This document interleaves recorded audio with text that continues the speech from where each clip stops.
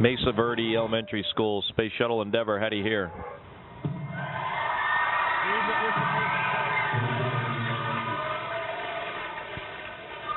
Endeavour, this is Jeannie Kahn, representing Mesa Verde. How do you read? Yeah, we've got you loud and clear. I think there might be a little bit of a delay. It's great to have you here on board Space Shuttle Endeavour with us. It's a beautiful day here in space, as always. The Earth looks great, and I'm glad you guys could get together to talk to us today. This is Foster Hepler, the principal of Mesa Verde. We are ready to begin. All right, why don't we start off with some questions. We got a little bit of a preview, and you guys lined up some good questions for us. Hi, my name is Sydney Enos, and my question is, how long does it take to get into space after a blast off? Well, we go from 0 to 17,500 miles an hour in just 8 minutes and 20 seconds. And when those main engines start, it is like being on a runaway train going 1,000 miles an hour. And it's incredible the amount of thrust. And then we get into orbit pretty quickly, and we're hundreds of miles up into space going really, really fast. Hi, my name is Katie, and my question is, what is the most interesting or exciting thing you've ever seen in space? Well, hey, Katie. And yes, just yesterday I was outside the space station, and I could see stars, I could see the moon, but the most exciting thing I've seen while I was up here is planet Earth. We have such a beautiful, amazing, wonderful planet. From space, we can see all the continents, we can see rivers, we can even see cities and roads. It's really amazing. Hi, my name is Jake Rocky, and my question is, do you need any type of military training to go up in space?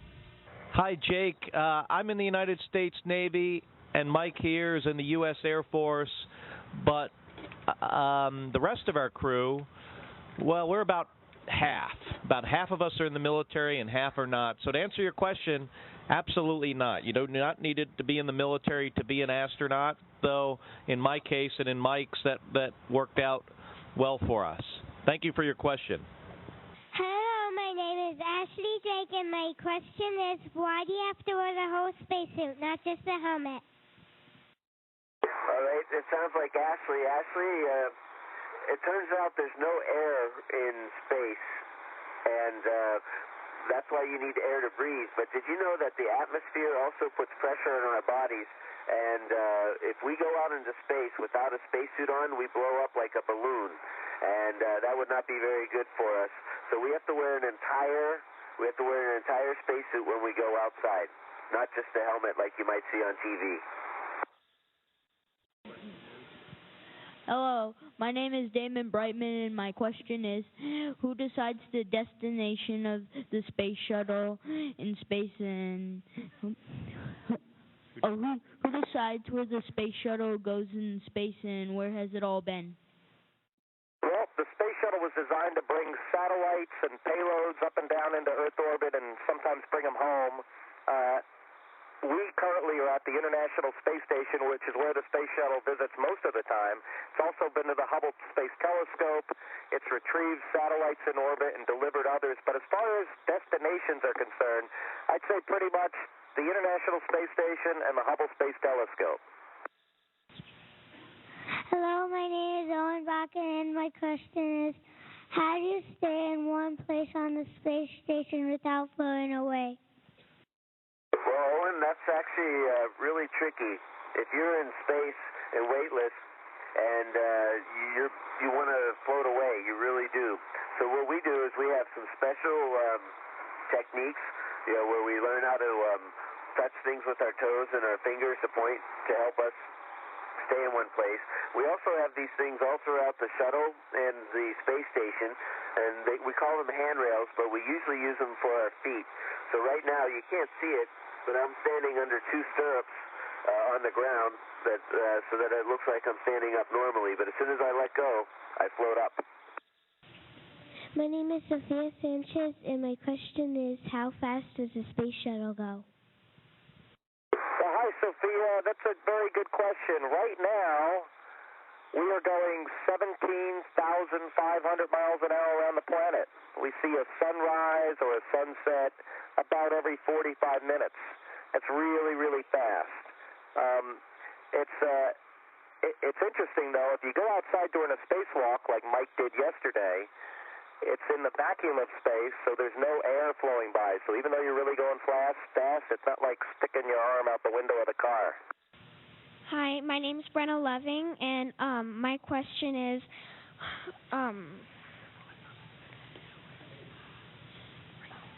what is the longest amount of time you've been up in space? Oh, Brianna, I've had the chance to fly aboard the International Space Station twice for 2 6-month missions, so I've been in space for about a year. But our space shuttle mission so far, we've been up in space for about a week, and I'll have to tell you, it's been a lot of fun. My name is Colby McGee, and my question is, does the food taste good in space? Well, we've got some M&Ms right here. Those taste pretty good. The rest of it, it's not so good. My name is Mayona Mosley, and my question is, how do you brush your teeth in space? Yeah, brushing teeth in space turns out is one of the few things that we do just like we do back at home. The only thing that's different is that we don't really have running water. So we just brush our teeth and we spit it out into like a napkin or like a Kleenex, and then we throw the Kleenex away. Other than that, brushing teeth is just the same. And brushing teeth is important for you guys as well as for astronauts up in space. Hello, my name is Braden Matsuzawa, and what inspired you to become an astronaut? You know, over the last 4 months, I've come to admire your classmate, Christina Green, very much. I've learned a lot about her. And when I was Christina's age, it's when Apollo astronauts were first walking on the moon, or actually it was towards the end of the program. And I remember watching that on TV and thinking, you know, if I worked really hard in school and really, really focused and concentrated, maybe someday I would have the opportunity to fly in space. And I did work hard, and it did work out. But I would say it was, it was those early Apollo astronauts like Neil Armstrong and Gene Cernan and John Young that inspired me. My name is Noah, and this is my question. Do you see old things floating around in space like space junk? I think the question was do I see anything strange or odd flying around in space or old things like space junk? And we are in a really low orbit, even though we're flying really fast and we're hundreds of miles above the planet. There are things that are going even faster above us.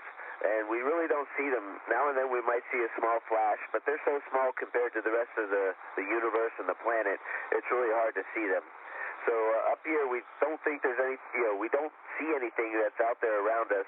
But fortunately, or unfortunately, there's some things that are out there, but we have people on the ground that can track any objects that might come near us. So we feel pretty safe. I'm Ronan Shiro, and my question is, what happens to you if you become sick or injured while up in space?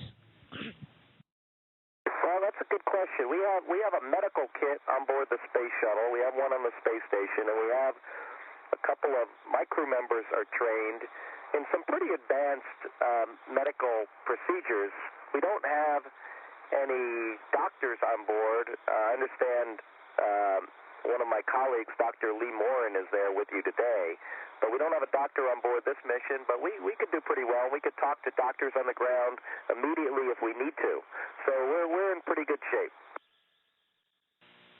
Hi, my name is Nolan, and my question is, what does it feel like in your seat during blastoff and landing compared to an airplane?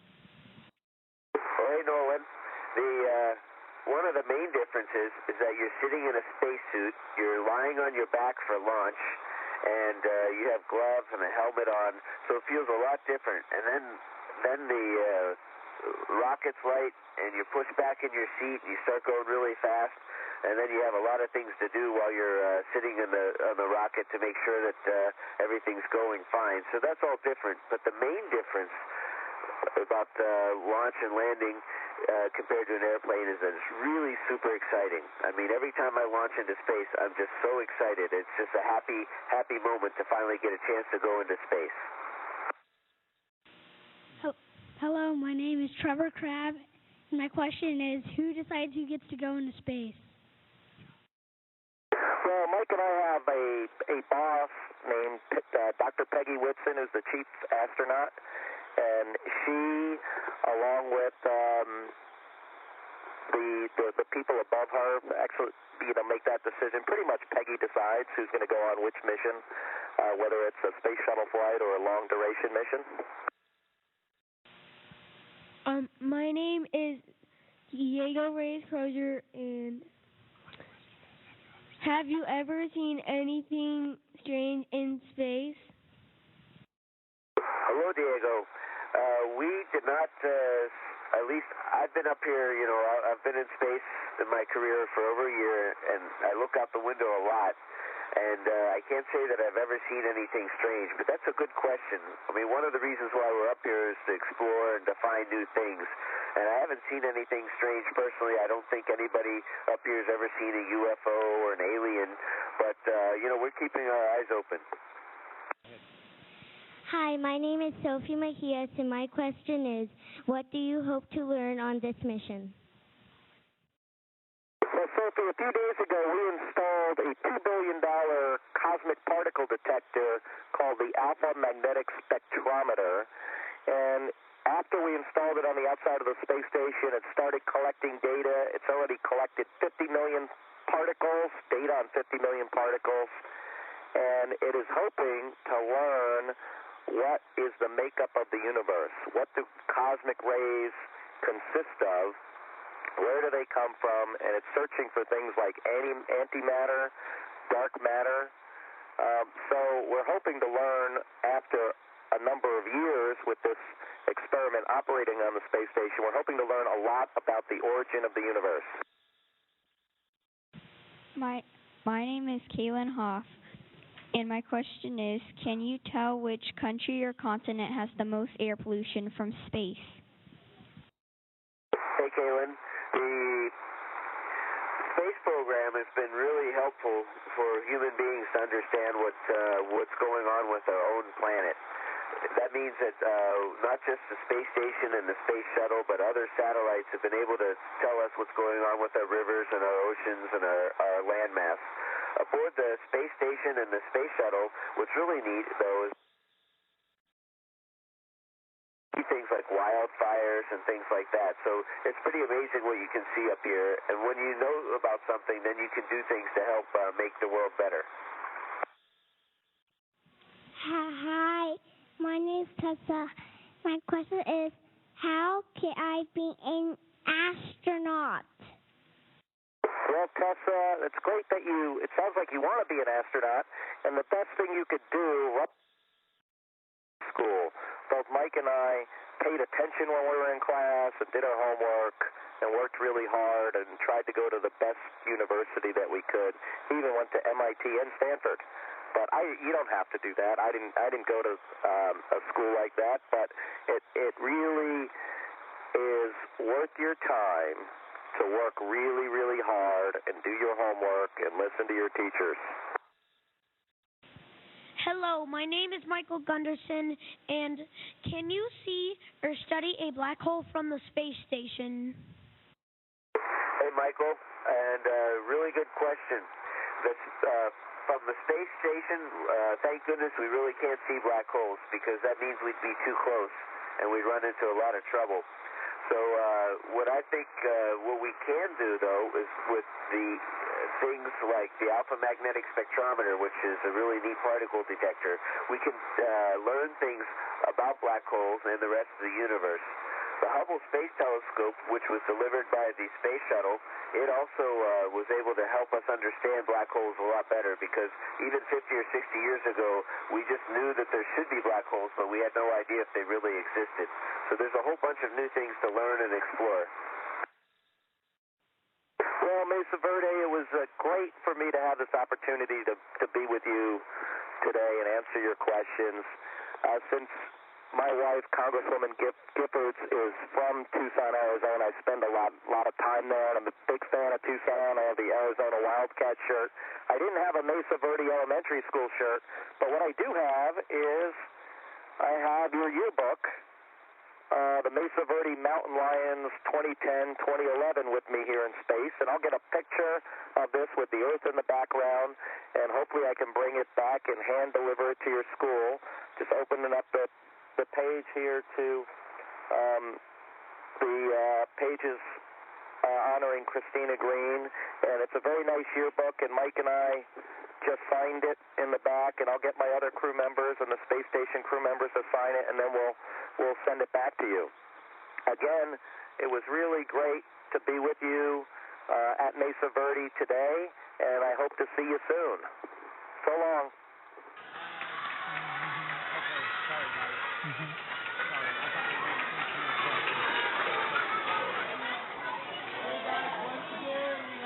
Endeavor, this is Houston ACR. That concludes the event.